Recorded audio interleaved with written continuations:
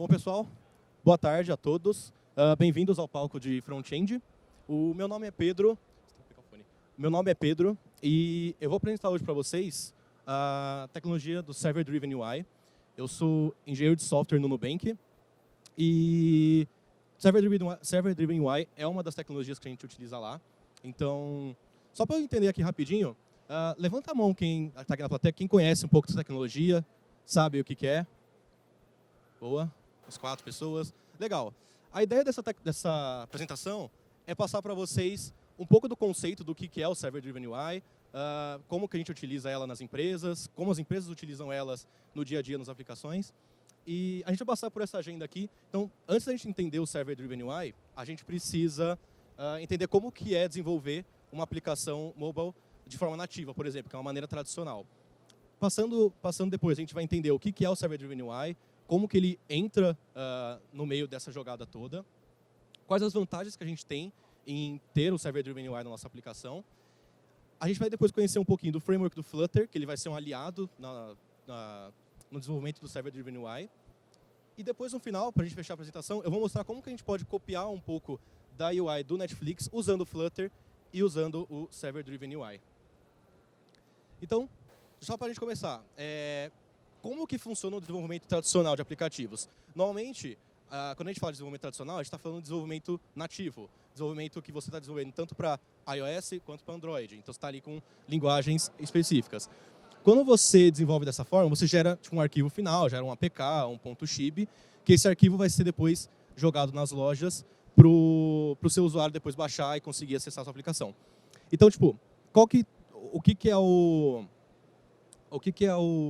normal disso? Quando a gente gera esse arquivo, quando a gente faz o build da nossa aplicação, normalmente os nossos textos, as nossas imagens, toda a estrutura das nossas telas, elas ficam nesse arquivo final, nesse arquivo .apk, .xib. Isso ele é jogado depois para as lojas e esse arquivo vai ser baixado no celular do usuário. Então, todo o conteúdo da tela ele é embarcado na versão final. Então, quando eu faço o build da minha aplicação, tudo aquilo que está no meu projeto vai naquele arquivo APK no final para o usuário. Toda vez que eu faço uma versão nova, eu tenho que passar essa versão numa análise das lojas. Então, eu tenho que fazer o deploy dela na Play Store, na App Store. Isso tem uma desvantagem que a nossa loja ela precisa de guideline. Isso tem que ser aprovado depois. E passou a análise, foi aprovado, a gente tem mais um BOzinho ali, que o nosso cliente ele tem que baixar essa versão final e tem que ser... Isso não é automático. Novas versões do Android permitem esse download automático, mas infelizmente não é a realidade para todos os celulares. Então tem muitos celulares que nem têm a versão automática, a atualização automática ligada. E por fim, corre também o risco da loja simplesmente recusar aquela versão e você tem que passar por todo um processo de desenvolvimento, você tem que jogar de novo o seu aplicativo na loja para passar por uma nova, isso que vai ser aprovado depois. Então, tem uma série de coisas aí que precisam ser feitas. Então, aqui, por exemplo, é um print do Android Studio, que é a ferramenta que a gente utiliza para desenvolver aplicativos Android. Então, ali eu tenho uma tela de login simples de um aplicativo. E essa tela ela é orientada por esse arquivo aqui, esse arquivo .xml, que é ele que vai ter toda a orientação da tela, todos os textos, todas as imagens, todos os componentes, então botões, caixas de texto, links, enfim, qualquer coisa. Então, se eu quiser mudar qualquer parâmetro na minha tela, eu preciso mudar nesse arquivo. Então, aqui a gente pode ver que o primeiro componente é uma image view, que é o logo da minha aplicação logo no topo ali em cima. Então, se eu quiser mudar esse logo, eu tenho que vir nesse arquivo, alterar ele, gerar novas versões. Então, é um processo muito custoso para eu fazer. E a mesma coisa para qualquer outro texto, qualquer outro componente que esteja nesse arquivo. Para a gente entender um pouquinho como que é o desenvolvimento tradicional, a gente normalmente começa com uma ideia. Então, tipo, provavelmente alguém vai chegar em você e falar, pô, cara, eu tenho uma ideia para a gente ficar rico. Normalmente é 99% das vezes que isso acontece. Passado essa ideia, passado que você se interessou naquela ideia, de funcionalidade, a gente passa por um refinamento. Então, essa ideia ela vai ser refinada, vai ver se é vantajoso fazer isso, se dá para a gente fazer isso, quais são as necessidades, quais são as dependências que a gente tem para desenvolver esse aplicativo, desenvolver essa funcionalidade. E aqui a gente entra num mini inferno, que o Pedro sabe muito bem, que a gente sempre desenvolve, encontra problemas, encontra despriorizações, encontra top-down. E nunca é fácil. Então, a gente passa por esse inferninho de encontrar problemas, tomar café, desenvolver, encontrar problemas, tomar café, até chegar um ponto que a gente chega e fala, pô, essa nossa versão, ela tá boa o suficiente, é aquilo que a nossa empresa queria, então tá na hora da gente desenvolver, tá na hora da gente lançar essa versão. Então, a gente faz um processo chamado Release Train, que normalmente a gente gera uma versão chamada Release Candidate, uma versão candidata a ser feita uma release, e a gente passa aí por um processo de testar essa versão, homologar essa versão e lançar essa versão nas lojas para ser feito o review delas. Esse processo varia de empresa para empresa, tem empresas que fazem alguns dias, tem empresas que levam uma semana e por aí vai. Feito isso, a gente manda para a loja vai fazer a avaliação dela, vai seguir os guidelines dela e, dado que está tudo bem, dado que foi aprovado, aí a gente tem a nossa app disponível para os clientes baixarem no seu dispositivo, no seu celular, seja Android, seja iOS. Isso aqui, eu estou falando de um fluxo feliz. Estou falando que, tipo, passou da release, não encontramos bugs, passou nas reviews. Então, aqui é um processo que leva normalmente uma semana para ser feito. Então, beleza. Dado isso, aonde que entra o Server Driven UI nisso tudo? O Server Driven UI, ele não é uma biblioteca, ele não é uma lib, não é um framework. Ele é basicamente uma técnica de desenvolvimento de software, onde eu vou desenvolver a minha aplicação voltada ao back-end e não mais ao front-end. Então, vocês viram aquele print no começo, aquele arquivo XML. Então, a ideia é eu não ter mais esse tipo de arquivo na minha aplicação. Quem vai definir a estrutura da minha tela vai ser o meu servidor, a minha API, o meu back-end. Então, todo o conteúdo da tela, os elementos gráficos, o posicionamento da tela, tudo isso é definido não mais pelo front, e sim pelo back-end. Então, a gente vai ter um payload que vai decidir qual cor mostrar, qual texto mostrar, qual posicionamento mostrar, qual tamanho mostrar, enfim. Aqui tem alguns exemplos de empresas que usam essa técnica. Então, o próprio Nubank utiliza isso. A gente tem diversas técnicas diferentes de Server Driven UI. Basicamente, a gente pode utilizar GraphQL para fazer isso. A gente pode utilizar RESTful, que é o exemplo que eu vou mostrar aqui na nossa apresentação. A gente pode usar também outros protocolos, como o Protobuf. A gente tem um framework lá no Nubank, desenvolvido interno, que utiliza o Protobuf. A gente coda em Clojure e a nossa tela no Flutter, ela é renderizada como se fosse uma tela em Flutter, não uma tela Clojure. Além do Nubank, a gente tem o Airbnb, que utiliza essa técnica. A gente tem a Uber, Lyft, Shopify. A Uber é muito interessante, que a gente provavelmente vocês já viram em épocas tipo, de Natal, Ano Novo, Halloween, Dia das Bruxas e tal. A gente entra no aplicativo e vai estar diferente. Os carros vão estar com uma imagem diferente, vai estar com o chapéu de Papai Noel e tudo mais. Isso por trás dos panos é Server Driven UI. Ele percebeu lá que estava numa época sazonal, né, uma época de Natal, Ano Novo, e mudou um pouco a aparência do app. Então, tipo, falei tudo isso. Quais são as vantagens de a gente ter o Server Driven UI no nosso dia a dia? Primeiro delas é aplicativos menores. Então, como a gente está tirando tudo do front e colocando no back, a gente não tem mais imagens, a gente não tem mais ícones, muitos textos não vão estar mais presentes na nossa aplicação. Então, com isso, quando eu faço o build do meu arquivo APK, do meu arquivo Chib, o aplicativo final tende a ser menor, tende a ser às vezes 5, 10 megas, às vezes até menos que isso. Outra vantagem, eu tenho dinamismo nas telas. Então, eu posso ter uma tela e diferentes usuários vão ter versões diferentes daquela tela. Então, por que isso é legal? Quando eu tenho versões diferentes da minha tela, eu posso ter testes AB. E o que são testes AB?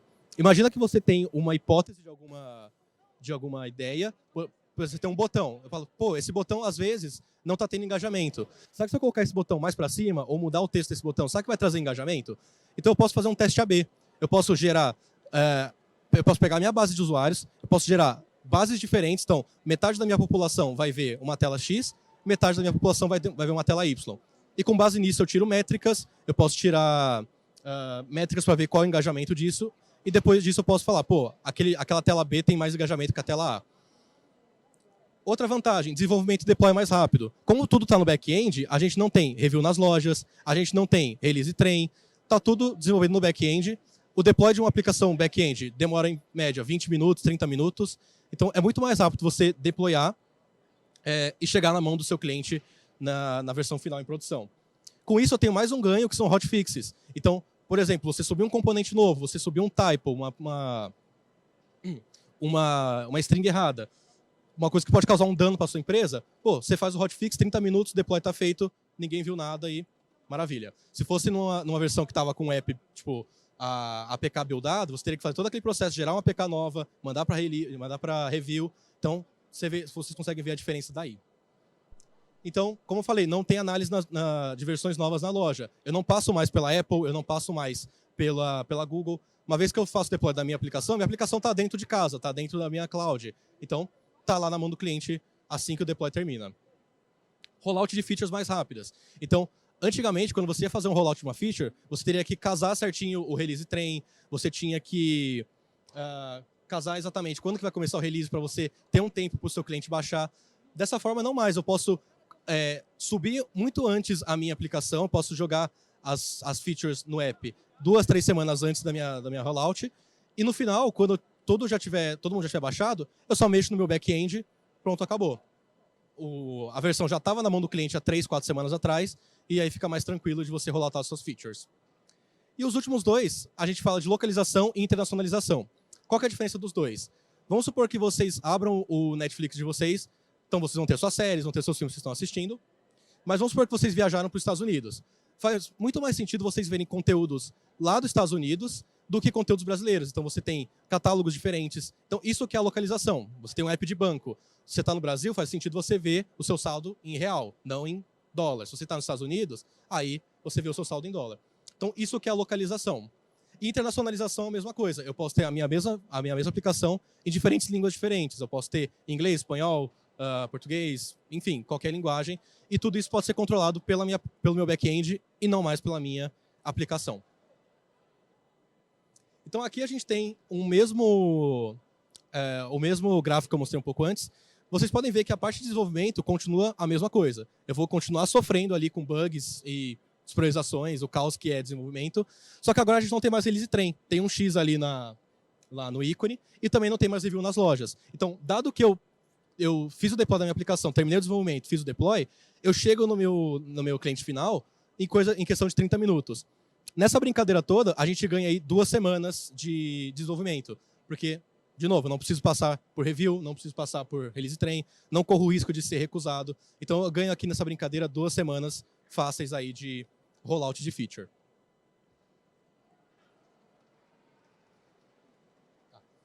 Então, beleza, eu falei tudo isso. E aonde que entra o Flutter nisso tudo? O Flutter, ele é um framework open source desenvolvido pela Google para desenvolver aplicativos híbridos. Então, a ideia dele é você ter uma codebase só, você desenvolve tanto para iOS, tanto para Android, quanto para web. Ele tem uma forma de desenvolver utilizando UI declarativa feita via código. Então, lá naquele primeiro print que eu mostrei na apresentação, eu tinha um XML. Esse XML era uma estrutura de dados ali.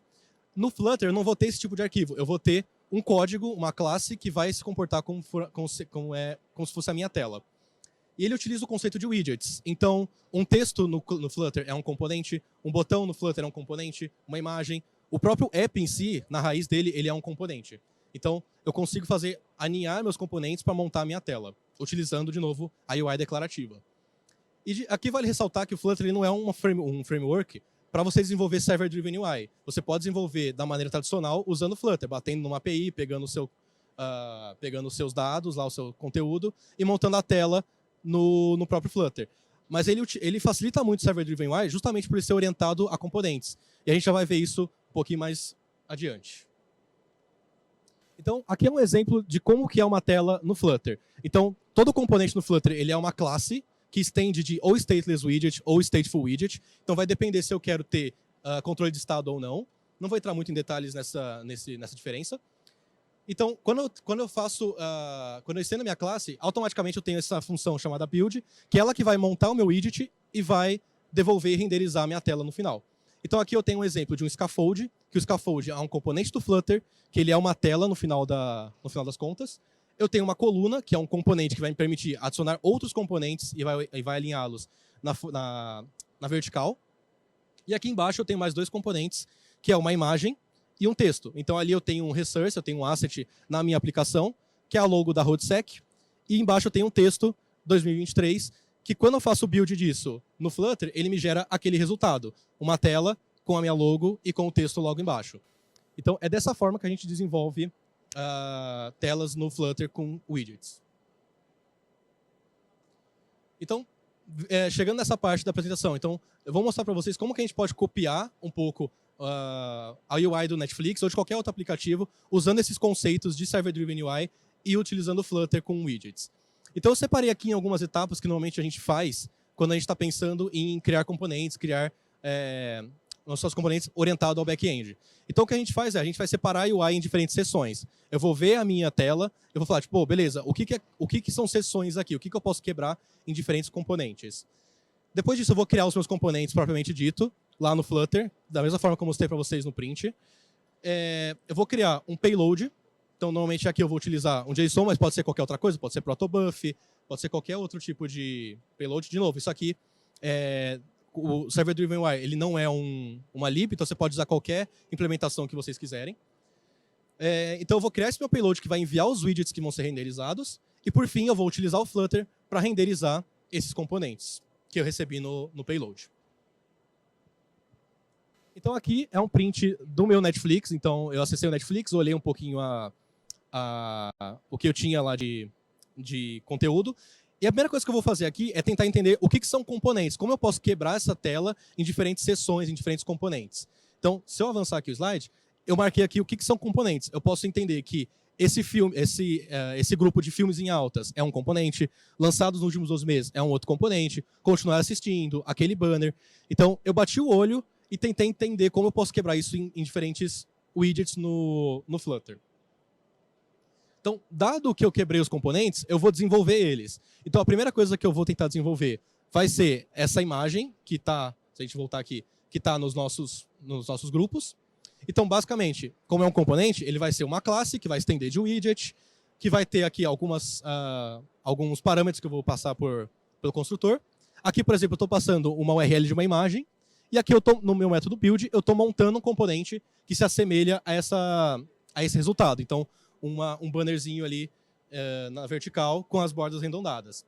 E ali no final eu estou usando mais um componente, que é do próprio Flutter, que é o image.network. Então, dado uma URL, eu estou baixando essa imagem da internet utilizando o componente. Beleza, então criei o meu artwork, agora eu preciso criar essa lista. Então eu sei que ela vai ter um título e ela vai ter um scroll ali na vertical.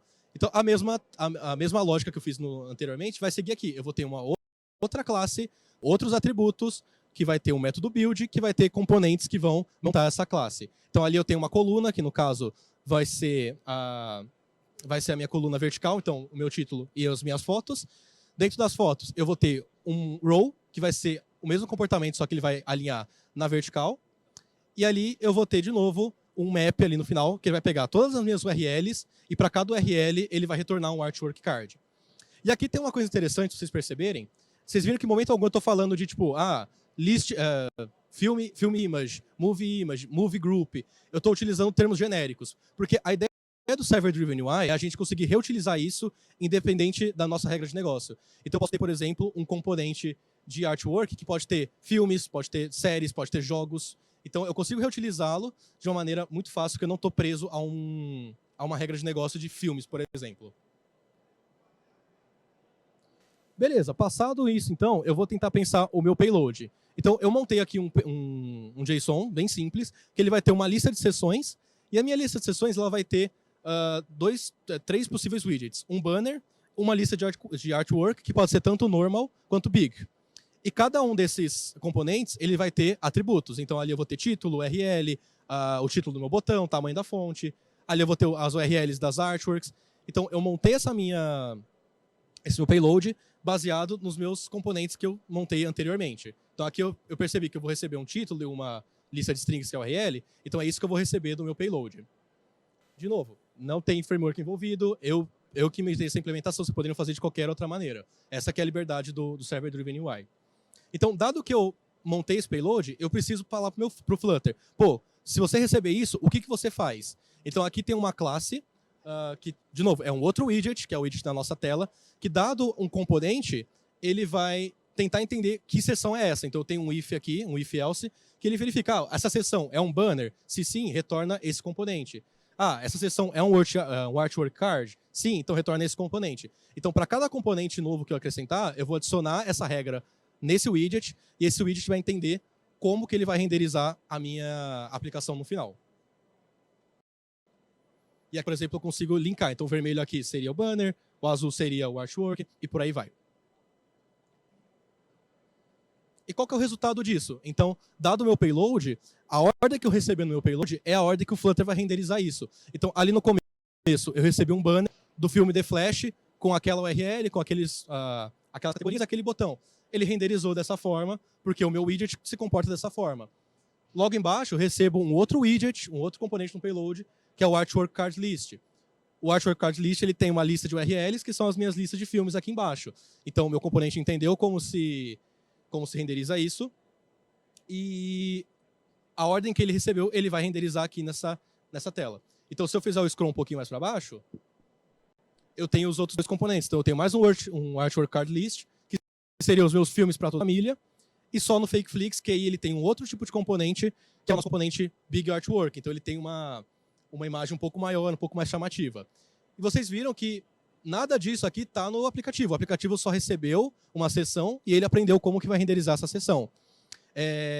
Qual que é a vantagem disso? Então, dinamismo. Qualquer conteúdo que eu passar nessa forma, a minha tela vai saber renderizar. Então, como a gente está falando de um FakeFlix, um Netflix da vida, é muito comum que cada pessoa tenha seus gostos diferentes, cada pessoa tenha séries e filmes diferentes. Então, cada pessoa que acessar essa tela vai ter conteúdos diferentes aparecendo para ela. Vai ter banners diferentes, filmes diferentes, vai ter até categorias diferentes. Aqui eu tenho um exemplo de filmes para toda a família e só no FakeFlix. Eu posso ter conteúdos que façam sentido para aquela pessoa.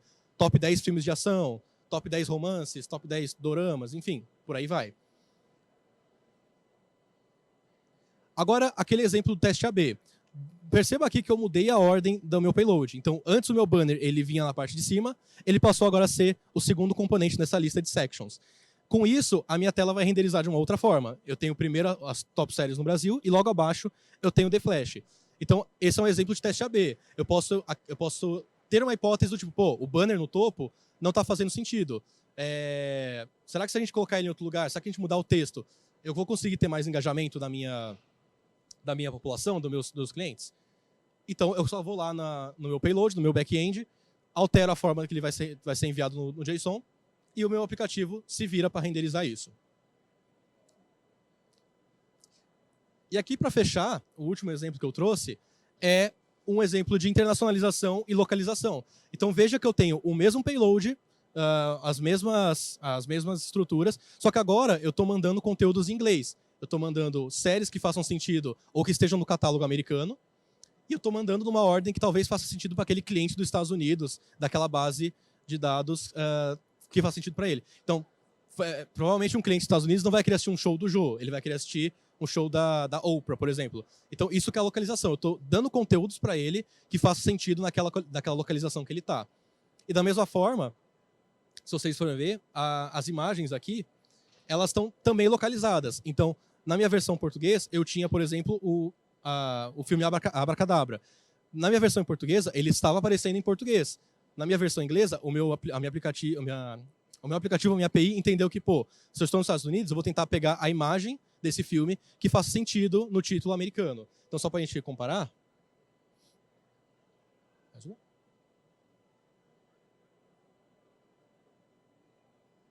Aqui, por exemplo, Abracadabra. Então, na minha versão em portuguesa, eu recebo aquele artwork, eu recebo aquele banner traduzido, eu recebo aquele banner na minha versão, enfim, na versão localizada que aquele cliente está utilizando, independente do país que ele esteja. Bom, da apresentação é isso. Como eu falei, a ideia dessa apresentação era mais passar um pouco do conceito do Server Driven UI, como que vocês podem utilizá-lo, como vocês podem ter tipo, uma ideia mais ou menos de como que funciona por baixo dos panos. E como eu falei, o Server Driven ele é uma técnica. Eu utilizei payloads aqui em JSON, mas você pode utilizar qualquer outro protocolo. Como eu falei no Nubank, a gente utiliza GraphQL, a gente utiliza RESTful, a gente utiliza um framework que usa Protobuf. Então vai muito da maneira como você quer desenvolver isso na sua empresa, no seu produto. E é isso, pessoal. Espero que vocês tenham gostado. Obrigado.